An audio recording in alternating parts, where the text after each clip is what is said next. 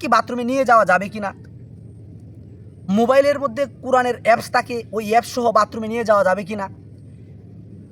যে মোবাইলের মাধ্যমে আপনি কোরআনের অ্যাপস রাখবেন, ওই মোবাইলের মধ্যে কোনো হারাম মিউজিকের কোনো অ্যাপস থাকতে পারবে কি না? হ্যাঁ, এই মোবাইলে কোরআন তেলাওয়াত করলে সওয়াব হবে কি না? বা এই মোবাইলের দ্বারা কোরআন তেলাওয়াত শুনলে সওয়াব হবে কি না? এরকম অনেকগুলো প্রশ্ন একসাথে, আমি সবগুলোর উত্তর ইনশাআল্লাহ দিব। তো আমি বিশ্বাস করি আমার এই ভিডিওটি শুরু থেকে শেষ পর্যন্ত যারা মনোযোগ সহকারে দেখবেন, এখন থেকে নিয়ে মৃত্যুর আগ পর্যন্ত, আমি আশা করি, বিশ্বাস করি, এই কয়েকটা বিষয় নিয়ে আপনার অন্তরের মধ্যে আর প্রশ্ন আসবে না। এটা শুনলে আপনার কখনো কোনোদিন এই বিষয়ে আর কোনো খটকা থাকবে না ইনশাআল্লাহ। আসসালামু আলাইকুম ওয়া রাহমাতুল্লাহি ওয়া বারাকাতুহু। আলহামদুলিল্লাহ ওয়াসসালাতু ওয়াসসালামু আলা রাসূলিল্লাহ, আম্মা বাদ। আজকে আপনাদের সামনে উপস্থিত হয়েছি আমার এক ভাইয়ের একটা কমেন্টসের কিছু উত্তর দেওয়ার জন্য। দেখেন, এখানে স্ক্রিনশট দেওয়া আছে। ভাই আমাকে প্রশ্ন করেছিল যে অনেক হুজুরদেরকে বলতে শুনি যে বাথরুমের মধ্যে মোবাইল নিয়ে যাওয়া যাবে না, কারণ মোবাইল টিপতে টিপতে যদি কোরআনের আয়াত চলে আসে তাহলে গুনাহ হবে। এটা একটা প্রশ্ন। 2 নম্বর একটা প্রশ্ন তিনি করেছেন এই কমেন্টসের মধ্যে। দেখেন যে বিদেশের মাটিতে অনেক ইসলামিক কান্ট্রিতে দেখা যায় যে বাথরুমের মধ্যে উচ্চ স্বরে কোরআন তেলাওয়াত বাজে যারা শুনে, এটার বিধান কি? মানে এ বিষয়ে একটা আলোচনা উনি শুনতে চাচ্ছেন। এই জন্যই মূলত আজকে আমার এই ভিডিওটি করা।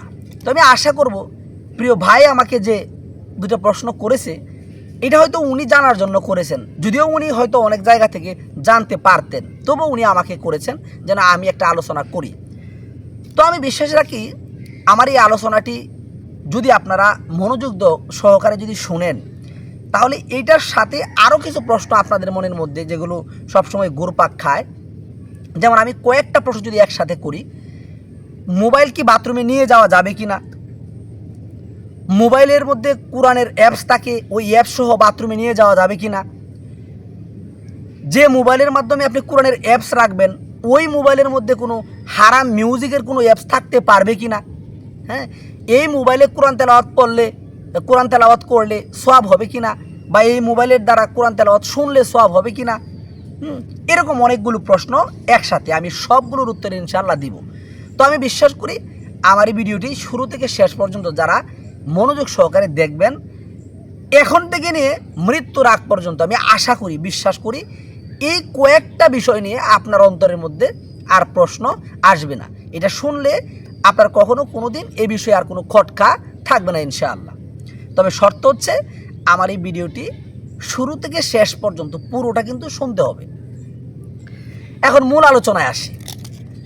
তো প্রিয় ভাই যে ভাই আমাকে প্রশ্ন করেছে, প্রথমে 2টা প্রশ্ন করেছে উনি কমেন্টসের মাধ্যমে। 1 নাম্বার প্রশ্ন হচ্ছে যে অনেক হুজুরদেরকে বলতে শুনি বাথরুমের মধ্যে মোবাইল নিয়ে যাওয়া যাবে না, এবং টিপতে টিপতে যদি কোরআনের আয়াত চলে আসে তাহলে গুনাহ হবে। এই প্রশ্নের উত্তরটা যদি আমি প্রথমে দেই, দেখেন, মোবাইল বাথরুমে নিয়ে যাওয়া যাবে না এ সম্পর্কে আমি কোনো তথ্য এখন পর্যন্ত কোনো হুজুরদের কাছে, বা আমি যতটুকু কোরআন হাদিস পড়েছি বা যতটুকু ইসলামী কিতাবাদি আমি পড়ি, আমি এই পর্যন্ত পাই নাই কখনো কেউ বলতে যে মোবাইল বাথরুমে নিয়ে যাওয়া যাবে না। এটা হলো একটা বিষয়, ভালো করে বুঝবেন কথাগুলো। আরেকটা প্রশ্ন হচ্ছে যে মোবাইল টিপতে টিপতে যদি কোরআনের আয়াত চলে আসে তাহলে গুনাহ হবে। এটার অর্থ হচ্ছে যে হ্যাঁ, এটা সত্য, আপনি মোবাইল বাথরুমে নিয়ে যেতে পারবেন, তবে শর্ত হলো যদি এই মোবাইলের মধ্যে যদি কোরআনের কোনো আয়াত থাকে বা কোরআনের কোনো অ্যাপস থাকে বা কোনো স্ক্রিনশট থাকে যেগুলোর মধ্যে কোরআনের আয়াত আছে, আপনি বাথরুমের মধ্যে ঢোকার সাথে সাথে যদি এই কোরআনের আয়াত যদি মানে আলো জ্বেলে যায়, অর্থাৎ মোবাইলের যে হোম স্ক্রিনের মাধ্যমে যদি এরকম কোনো ওয়ালপেপার আপনার সেট করা থাকে, যেটা সেট করলে মানে কোনো লাইট যদি জ্বলে যায়, মোবাইলের আলো যদি জ্বলে যায়, তাহলে কোরআনের আয়াতটা দেখা যাবে, তাহলে আপনার গুনাহ হবে। এটা করা যাবে না। মোবাইল আপনি বাথরুমে নিয়ে যেতে পারবেন, আপনার মোবাইলে যদি কোরআনের আয়াত থাকে, কোরআনের অ্যাপস থাকে, অথবা এই কোরআনের টিউন থাকে, মানে আপনি কোরআন বলে দেয়, কোরআন পড়ে পড়ে শোনায়, এরকম কোনো অডিও যদি থাকে বা ভিডিও যদি আপনার ফোনে যদি থাকে, তাহলে এটাও নিয়ে আপনি বাথরুমে যেতে পারবেন, তাতে কোনো নিষেধাজ্ঞা নাই, এতে আপনার কোনো গুনাহ হবে না। এই হলো আপনার প্রশ্নের উত্তর, যে আপনি বাথরুমে নিয়ে যেতে পারবেন, মোবাইল নিয়ে যেতে পারবেন। শর্ত হলো দুইটা। এক নম্বর শর্ত হলো যদি কোরআনের কোনো আয়াত বা কোনো স্ক্রিনশট যদি আপনার ফোনের মধ্যে ওয়ালপেপার দেওয়া থাকে, যেটার মধ্যে আরবি লেখা আছে, কোরআনের কোনো শব্দ লেখা আছে, এইটা বাথরুমে গেলে যদি আপনি চাপ দিলে যদি আলো জ্বলে যায় আর এটা যদি দেখা যায়, কোরআনের আয়াতটা যদি দেখা যায় বাথরুমের মধ্যে, তাহলে গুনাহ হবে। তো বাথরুমে আপনি যদি যান তখন অবশ্যই লক করে দিবেন, যেন কোনো কারণবশত কোরআনের আয়াত যেন না আসে। আচ্ছা, এইটা হলো একটা বিষয়। আরেকটা বিষয় হলো যে আপনি মোবাইল টিপতেছেন বাথরুমে বসে, বিশেষ কোনো প্রয়োজনে হতে পারে, যদিও বাথরুমে গিয়ে মোবাইল টিপা এটা খুব একটা ভালো না, মানে এটা সৌন্দর্য না, এটা ভদ্রতা না। এখন এরকম হয়ে গেছে যে আপনার বিশেষ কোনো প্রয়োজন চলে আসছে, আপনি বাথরুমের মধ্যে গিয়ে মোবাইল টিপতেছেন, হঠাৎ করে যদি কোরআনের আয়াত চলে আসে, আপনার গুনাহ হবে। এজন্য উচিত, এজন্য হয়তো এই সমাজের বা এই পৃথিবীর প্রখ্যাত কিছু কিছু বড় বড় আলেম যারা আছে, তারা হয়তো এজন্য এই কথা বলে থাকে যে বাথরুমে মোবাইল নিয়ে যাওয়া যাবে না, নিবেন না। দেখেন, আমি যদি আপনাদেরকে একটা আয়াত যদি শোনাই, মহান আল্লাহ সুবহানাহু ওয়া তাআলা তার পবিত্র কুরআনুল কারিমে সূরা 22 নম্বর সূরা আল হাজ্জের 32 নম্বর আয়াতে আল্লাহ তাআলা বলেন যে এটাই হলো আল্লাহর বিধান, যে ব্যক্তি আল্লাহর নিদর্শন সমূহকে সম্মান করে নিঃসন্দেহে তার অন্তরের তাকওয়া থেকে। দেখেন, আল্লাহু আকবার, এই আয়াতের অর্থটা কি একবার চিন্তা করে দেখেন। আল্লাহ কি বলতেছেন, যে এটাই আল্লাহর বিধান, যে ব্যক্তি আল্লাহর নিদর্শন সমূহকে সম্মান করে নিশ্চয়ই তা অন্তরের তাকওয়া থেকে। এখন আপনি যদি মনে করেন যে এটা তো আল্লাহর একটা নিদর্শন, কুরআনুল কারীম আল্লাহর একটা নিদর্শন, এখন আপনি যদি আল্লাহর নিদর্শন সমূহকে আপনি যদি সম্মান করেন, এতে বোঝা গেল কি এটা আপনার অন্তরের তাকওয়া থেকে আপনি এটা করেছেন। এখন আপনার ভিতরে যদি এটা কাজ করে যে আমার বিশেষ কোনো প্রয়োজনে আমি যদি মোবাইল টিপতে যাই, বাথরুমের মধ্যে ঢুকে আমি মোবাইল টিপতে যদি হঠাৎ করে কোরআনের কোনো আয়াত চলে আসছে, তাহলে আপনার গুনাহ হবে। সেক্ষেত্রে আপনার ফোন ভিতরে নিয়ে যাওয়ার দরকার নেই।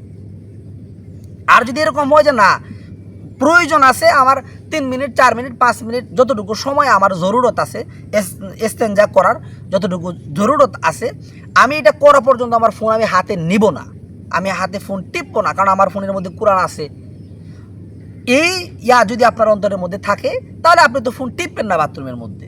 আর ওই যে বললাম, বিশেষ কোনো প্রয়োজনে যদি আপনাকে টিপতে যদি হয়, তাহলে আপনি যদি মনে করেন যে এটার মধ্যে কোরআনের আয়াত আছে, তাহলে আপনি টিপবেন না, বা টিপতে টিপতে কোরআনের আয়াত এসে পড়তে পারে, তাহলে আপনি টিপবেন না ফোন। আমি আয়াতটা এই জন্যই বললাম যে আল্লাহর নিদর্শন সমূহকে সম্মান করে, যে ব্যক্তি সম্মান করে নিঃসন্দেহে তার অন্তরের তাকওয়া থেকে। যার ভিতরে আল্লাহর প্রতি অনেক ভয় আছে, তাকওয়া আছে, তার ভিতরে পরহেজগারিতা আছে, সে কিন্তু আল্লাহর নিদর্শন সমূহকে সম্মান করবে তার অন্তর থেকে। এজন্য আমি কোরআনকে সম্মান করি, হাদিসকে সম্মান করি, আমি আমার সর্বোচ্চ দিয়ে সেটা সম্মান করার চেষ্টা করি। তো আমি যখন বাথরুমে প্রবেশ করি, আমি মনে করি না আমার এরকম কোনো জরুরত আছে যেটার জন্য আমার মোবাইল টিপতে হবে, যেমন কোরআনের অ্যাপস আছে। আর যদি এরকম হয়ে যায় যে আমার অবশ্যই টিপতে হবে, বিশেষ কোনো প্রয়োজনে মোবাইলটা দেখতে হবে বাথরুমের মধ্যেই, তাহলে আমি এমন অপশনে টিপি বা এরকম কোনো জায়গায় টিপি, আমার কোরআনের অ্যাপসটা, হাদিসের অ্যাপসটা এরকম জায়গায় রাখা থাকে যেখান থেকে সহজে আমি ওইখানে না ঢুকলে সহজে আসবে না। তো আমি আশা করি আমার এই প্রশ্নের উত্তরটা প্রিয় ভাই আপনি পেয়েছেন, সেই সাথে আমার এই ভিডিওটি যারা দেখতেছেন সবাই উত্তরটা পেয়েছেন। এরপরের প্রশ্ন হচ্ছে, ভাই আমাকে বলেছেন যে পৃথিবীর ইসলামিক অনেক কান্ট্রিগুলোতে দেখা যায় যে এই বাথরুমের মধ্যে কোরআন উচ্চস্বরে শুনতেছে, বাথরুমের ভিতরে বাজে শুনতেছে। দেখেন, এটা সম্পর্কে কিন্তু এই আয়াতটা কিন্তু অত্যন্ত তাৎপর্যপূর্ণ। আমি কিন্তু যে আয়াতটা বললাম এখন 22 নম্বর সূরা আল হাজ্জের 32 নম্বর আয়াত। কুরআনুল কারীম তেলাওয়াত করা এবং এটা শোনা, কুরআনুল কারীম তেলাওয়াত করা, কেউ যদি তেলাওয়াত করে তার যেরকম নেকি হবে, কুরআনুল কারীম তেলাওয়াত হলে এটা চুপ করে শ্রবণ করতে হবে, এটাও কিন্তু তার জন্য বাধ্যতামূলক। এখন প্রিয়নবী মুহাম্মদ সাল্লাল্লাহু আলাইহি ওয়াসাল্লাম এরকমও হাদিস বলেছেন, রাসূলুল্লাহ বলেছেন যে কোনো ব্যক্তি যেন কোরআন স্পর্শ না করে সে যদি অপবিত্র থাকে। এই বিষয়ে কিন্তু কুরআনুল কারীমে কিন্তু আয়াত এসেছে। 56 নম্বর সূরা ওয়াকিয়ার ৭৯ নম্বর আয়াত। আল্লাহ তাআলা কি বলতেছেন? যারা পাক পবিত্র তারা ব্যতীত অন্য কেউ যেন একে স্পর্শ না করে। সুবহানাল্লাহ। তাহলে এখানে কুরআনুল কারীমকে যদি উযু ছাড়া, পবিত্রতা ছাড়া যদি স্পর্শ না করা যায়, তাহলে বাথরুম তো একটা অপবিত্র জায়গা। নবীজি সাল্লাল্লাহু আলাইহি ওয়াসাল্লাম থেকে হাদিস আসছে যে বাথরুমের মধ্যে সবসময় দুষ্ট জিন থাকে। কোনো বাচ্চা যখন বাথরুমে ঢুকে, বা বয়স্ক বলেন, অপ্রাপ্ত বয়স্ক বলেন, যে কোনো মানুষ যখন বাথরুমে ঢুকে, তখন আল্লাহুম্মা ইন্নী আউযু বিকা মিনাল খুবুসি ওয়াল খাবাইস, এই দোয়া পড়ে বাথরুমের মধ্যে ঢোকা লাগে। এই দোয়া পড়লে যখন সে ইস্তেঞ্জার মধ্যে সে বসে, অথবা টয়লেট করতে যখন বসে, তখন বাথরুমের যে দুষ্ট জিন আছে সে তার কোনো ক্ষতি করতে পারে না। তার মানে বাথরুম হচ্ছে অপবিত্র জায়গা। এখানে আপনি বসে বসে মোবাইল টিপে কোরআন তেলাওয়াত শুনতে পারবেন না, এটা অত্যন্ত গর্হিত একটা কাজ, গুনাহের কাজ। এখন প্রশ্ন হচ্ছে, যদি বাহিরে কোনো, আপনি বাথরুমে গিয়ে বসে আছেন, বাহিরে কোরআন তেলাওয়াত ছেড়ে দিছে, ওই বাহিরের কোরআন তেলাওয়াত আপনার কানের মধ্যে আসতেছে, আপনি বাথরুমে বসে আছেন, এই অবস্থায় আপনার গুনাহ হবে না। বাহিরে কেউ কোরআন তেলাওয়াত ছেড়ে দিছে, আপনি বাথরুমের ভিতর বসে বসে ওই কোরআনের আওয়াজ আপনার কানের মধ্যে আসতেছে, এই অবস্থায় আপনার কোনো গুনাহ হবে না। কিন্তু আপনি নিজে বাথরুমের মধ্যে ঢুকে কোরআন তেলাওয়াত ছেড়ে আপনি শুনতে পারবেন না, এটা গুনাহের কাজ, এটা করা যাবে না। এখন বিভিন্ন ইসলামিক কান্ট্রিগুলোতে, বিভিন্ন ইসলামিক দেশে যে সমস্ত মানুষরা এগুলো করে, তারা কীভাবে করে এটা একমাত্র তারাই জানে। তবে এটা যে অত্যন্ত মন্দ কাজ, গুনাহের কাজ, এটা নিঃসন্দেহে। কারণ ইসলাম আমার জন্য একটা, পৃথিবীর অন্য কান্ট্রিতে যারা মুসলিম রাষ্ট্র আছে তাদের জন্য ইসলাম তো আর একটা না ভাই, তাই নয় কি? আল্লাহ আমার জন্য যে কোরআন নাজিল করেছেন, আমার জন্য যে নবী পাঠিয়েছেন সাল্লাল্লাহু আলাইহি ওয়াসাল্লাম, হ্যাঁ, অন্য কান্ট্রিতে তো একই। আপনি আমি যেভাবে সালাত আদায় করি, অন্যদের জন্য তো তাই।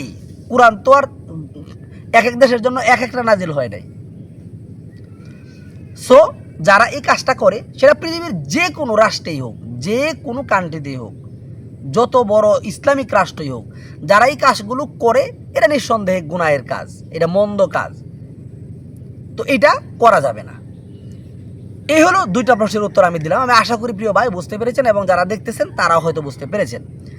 তারপরে আমি যে কয়েকটা কথা এটার সাথে অ্যাড করলাম, যে মোবাইলের মধ্যে কোরআনের অ্যাপস থাকে, এই মোবাইলের মধ্যে যদি কোনো হারাম গান বাজনা অশ্লীলতার কোনো অ্যাপস রাখা হয়, এটা কি? দেখেন, এটা হচ্ছে একটা নেফাক। আমি একটা কথা বলি, এবং পূর্বেও একটা ভিডিওতে আমি বলেছিলাম যে আপনি একটা চাকরি করেন, ওই চাকরি থেকে আপনি মাস শেষে বেতন পান, মানে আপনার মানি ব্যাগের মধ্যে 500, 100, 200, 600 টাকা এরকম থাকে, অনেক টাকা থাকে। আপনি এই মানি ব্যাগ থেকে যদি 50 টাকা যদি আপনি আল্লাহর রাস্তায় দান করেন, তাহলে এটা তো আল্লাহর রাস্তায় দান করেন, আপনি সবের কাজ করলেন। আবার ঠিক এই মানি ব্যাগ থেকে যদি আপনি 50 টাকা যদি কোনো গানের মঞ্চে দান করেন, হারাম কোনো খাদ্যে যদি আপনি দান করেন, তাহলে বিষয়টা কি দাঁড়ালো? আপনার ভিতরে মুনাফিকি আছে, আপনার ভিতরে নেফাক আছে।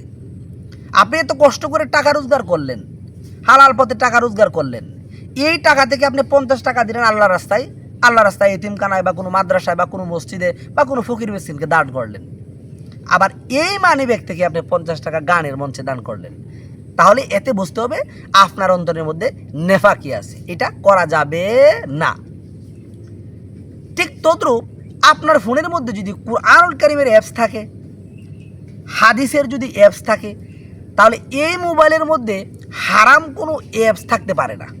যদি থাকে, এটা আপনার নেফাকি, অন্তরের মধ্যে নেফাক আছে, মুনাফিকির আলামত আছে, মুনাফিকি ভাব আছে, এটা হচ্ছে নেফাক। এটা মাথায় রাখবেন। এখন কোরআন আপনি যদি মোবাইল দেখে দেখে পড়েন সওয়াব, আপনি মোবাইল দেখে দেখে পড়লেও সওয়াব হবে। আপনি যদি মোবাইলের কোরআন যদি আপনি শুনেন, তবু আপনার সওয়াব হবে। তো এই ছিল আমার সর্বোপরি আলোচনা। আমি আশা করি যারা এই ভিডিওটি দেখতেছেন, অথবা ভবিষ্যতে যারা দেখবেন, যদি এখান থেকে কোনো কিছু উপকৃত হয়ে থাকেন তাহলে ভিডিওটি শেয়ার করে অন্যান্য মানুষ যারা আছে যাদের ভিতরে এই বিষয়গুলো নিয়ে প্রশ্ন সবসময় থাকে তারা যেন এটা দেখে উপকৃত হয়, এজন্য ভিডিওটি শেয়ার করে সবাইকে দেখার সুযোগ করে দিবেন। আজ এই পর্যন্তই। আসসালামু আলাইকুম ওয়া রাহমাতুল্লাহি ওয়া বারাকাতুহু।